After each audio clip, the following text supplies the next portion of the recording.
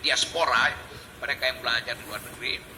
Terakhir saya ada di Tokyo, mungkin 3-4 bulan lalu tuh.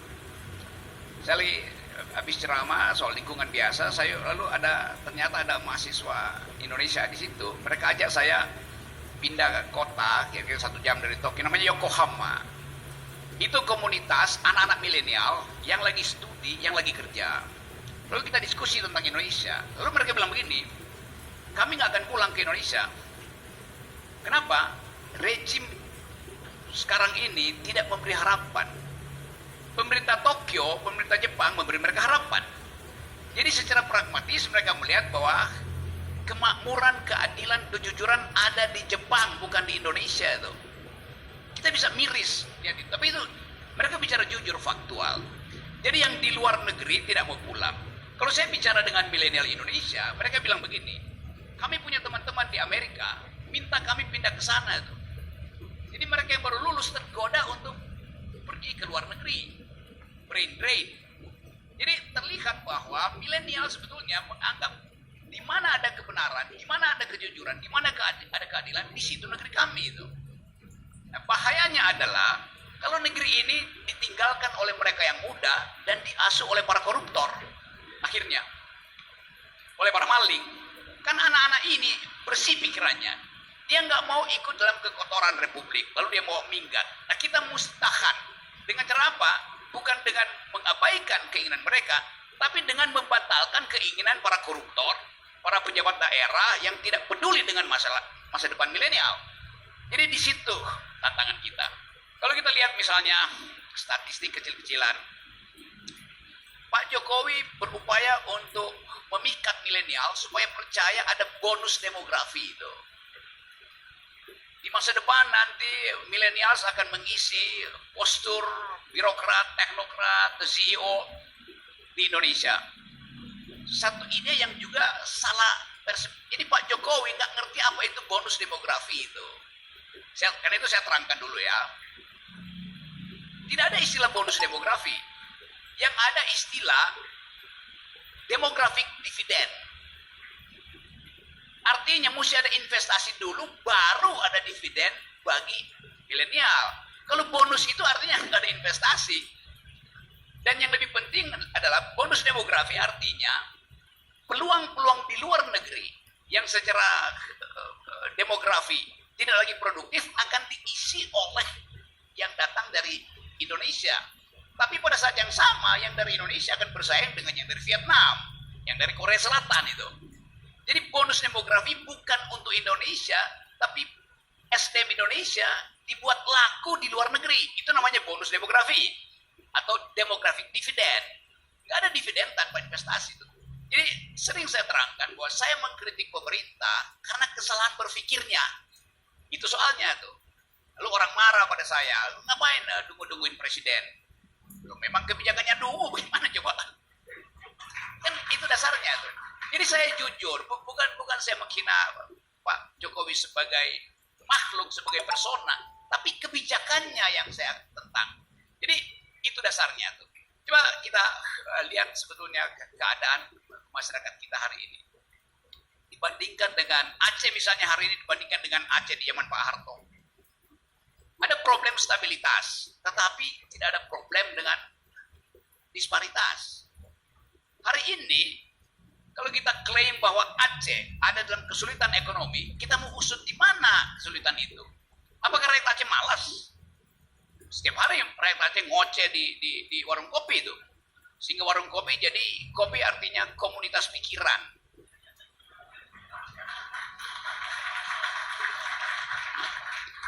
Kalau pikiran udah jenuh, dia bisa berubah menjadi komando pikiran. Lalu dimensi politiknya naik kan. Jadi kalau terjadi keresahan, Aceh pasti mampu untuk mengatasi itu karena ada kebiasaan untuk berargumentasi di warung kopi. Nggak ada problem. Kalau saya ingatkan misalnya, yang disebut Cafe Society, termasuk Kuala Village Cafe ini mereka yang takut bicara di Kuala, nanti akan kualat. Di dalam peradaban demokrasi di awal abad 18, tumbuh kafe-kafe di Paris, di Berlin, di Eropa. Itu tempat orang bicara politik untuk membahas kebijakan raja. Jadi masyarakat kafe ini, cafe society adalah embrio dari demokrasi. Di situ bertemu dosen yang pintar, jurnalis yang kritis, seniman yang absurd. Jadi cafe society adalah masyarakat kafe itu memang tempat mengolah pikiran publik. Tapi satu waktu kalian mungkin akan dicurigai itu lagi bikin apa di situ tuh. Lagi berupaya untuk pinjam speedboat dari Kuala Village untuk pergi ke Taiwan, ke Thailand Selatan apa? Untuk ambil senjata. Kecurigaan itu ada dari pemerintah pusat terhadap Aceh, juga terhadap Papua. Jadi tidak ada kelegaan pada milenial hari ini untuk mengucapkan sesuatu yang menjadi haknya, karena dibayang-bayangi oleh sejarah kekerasan. Nah, kita mau healing itu dulu dengan menganggap bahwa ada problem memang, bahwa ideologi, aspirasi, sebut aja aspirasi Aceh Merdeka tetap ada di benak kita, aspirasi Papua Merdeka, aspirasi RMS ada di benak kita, karena itulah memang dasar kehidupan kita dari awal. Kan NKRI itu adalah hasil percakapan intelektual dari founding person kita, hasil percakapan intelektual. Yang dipercakapkan adalah ide. Di awal kemerdekaan, orang bertengkar, Indonesia mau jadi apa?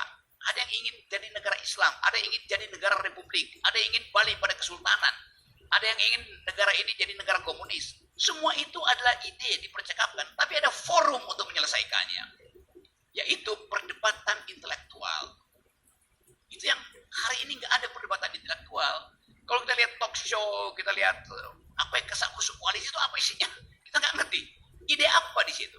Nah, saya mau terangkan ini sebagai pembanding atau bahkan pembeda antara politik harapan, politics of hope yang bisa dihasilkan oleh millennials. Jadi sekali lagi, kita mau lihat kesulitan-kesulitan kita hari ini adalah karena cara kita mengucapkan pikiran itu harus kita sesuaikan dengan grammar dari Jakarta, yaitu ngacok namanya. Kita punya grammar sendiri tentang kehidupan bersama. Kita punya grammar sendiri tentang keadilan. Gak mungkin kita pakai statistik Jakarta sebagai dasar untuk memuji-puji pemerintah. Nah, kita lihat misalnya, kemarin ada berita kemarin ada 1 juta PHK selama tahun 2022 pada nutrisi milenial. Pak Jokowi bilang, kita berbahagia karena ada 2 juta perkawinan selama tahun 2022. 2 juta perkawinan. Artinya bakal ada minimal 2 juta kehamilan. Bayangkan misalnya, kehamilan di masa resesi, kehamilan di masa PHK. Bahagia nggak keluarga itu? Pasti bertengkar di dapur. Baru kawin udah di PHK. Maka kelegaan batin hilang. Jadi bagian yang tidak dilihat Pak Jokowi adalah PHK itu membatalkan rencana-rencana berkeluarga. Itu dasarnya sebetulnya. Itu yang saya kritik. Jadi kalau kita lihat bahwa ada PHK, itu artinya yang kita sebut bonus demografi akan hilang. Karena saya kasih angka misalnya, stunting, kekurangan nutrisi di Indonesia, prevalensinya ada 24%. Artinya, 1 dari 4 anak usia dini itu mengalami kekurangan nutrisi. Anak yang di dalam formative years-nya, di masa pertumbuhannya kekurangan protein, kekurangan gizi, kekurangan vitamin, otaknya akan menyusut 20-25% 10 tahun ke depan. Itu riset kesehatan udah begitu. Jadi bayangkan nanti di tahun emas 2045 kita mau berkompetisi dengan otak yang kurang.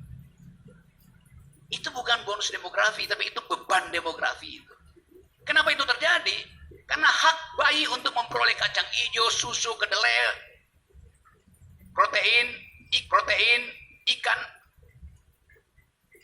biaya, anggaran untuk itu, anggaran untuk beli susu bayi berubah menjadi aspal untuk bikin infrastruktur, jalan tol. Trade off-nya begitu. Karena APBN kan selalu ada trade off. Kalau bagian ini dipakai, bagian ini nggak dapat.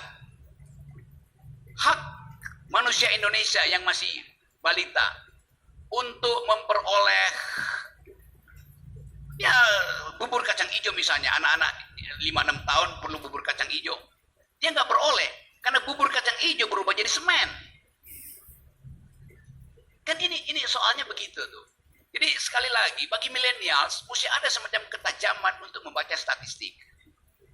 Saya tidak mengajarkan kebencian, saya mendasarkan problem itu dengan analisis ada masalahnya. Kalau Pak Jokowi misalnya klaim bahwa Indonesia tidak ada kesenjangan dengan memakai basis yang disebut Gini rasio itu. Oh iya, kita tahu memang itu ada perbaikan. Tetapi perbaikan itu adalah agregatif sifatnya.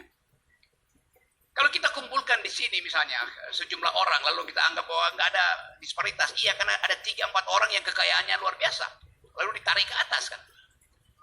Padahal sebetulnya kita bisa pakai data lain, data makro yang lain. Di zaman Pak SBY, ekstraktif industri kita, Pak Harto, kekayaan alam kita digaruk oleh yang pada waktu itu disebut konglomerat, sekarang disebut oligarki. Ini Pak Harto kasih izin segala macam. Tetapi 35% masih kembali ke Indonesia. Zaman Pak Harto. Zaman Pak SBY tinggal 28% yang kembali ke APBN. Zaman Pak Jokowi tinggal 8%. Kalau data itu kita buka, apa kita menghasut? Memang itu faktanya. Itu yang menjelaskan kenapa ada disparitas kesenjangan itu. Dan di Aceh kesenjangan itu pasti terasa. Sehingga Aceh ada di Human Development Index-nya itu drop. Maka Aceh disebut bagian dari Indonesia yang miskin. Padahal bumi ini kaya raya. Jadi problemnya ada kebijakan politik yang tidak berbasis pada kebijakan sosial. Ada kebijakan politik misalnya oke, kasih BLT, oke, kasih kalau sakit kasih BPJS. Tapi tidak berbasis pada kebijakan sosial. Saya terangin sebentar buat milenial. Kalau seorang pencari nafkah, tadi laki atau perempuan, mengalami sakit, masuk rumah sakit, negara bilang kami biayai sampai Anda sembuh. Oke, bagus, melalui BPJS. Begitu si pencari nafkah pulang ke rumah, istrinya sodorin utang tetangga tuh. Karena selama si pencari nafkah bermukim di rumah sakit, dia dibiayai negara. Tetapi keluarganya tidak dibiayai negara. Harusnya orang yang sakit sebagai pencari nafkah dibiayai negara, keluarga yang ditinggalkan juga diberi uang untuk bertahan selama dia sakit. Itu namanya social policy diamankan, public policy dilakukan. Public policy itu adalah BPJS, social policy adalah daya tahan keluarga.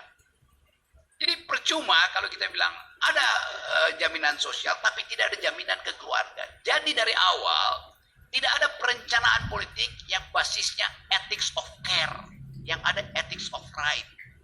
Ethics of right artinya hak saya untuk menjadi sehat, oke. Tapi care terhadap keluarga nggak ada. Nah ini yang menerangkan bahwa kebijakan tidak dibuat berdasarkan perspektif feminisme misalnya. Dan mestinya tanya pada perempuan apa kebutuhan keluarga sebelum bikin BPJS yang segera jadi transaksi di antara partai untuk menghasilkan itu.